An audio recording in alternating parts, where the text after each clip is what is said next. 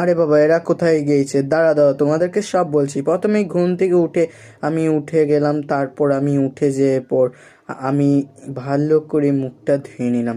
Welcome back to my channel. আজ আমার চ্যানেলে সবাইকে স্বাগতম। তারপর একটু চা আর বিস্কুট মিশিয়ে আমি খেয়ে নিলাম। খাওয়া হয়ে যাচ্ছে আমার। তাড়াতাড়ি খাচ্ছি কেন, আমাকে হাট যেতে হবে।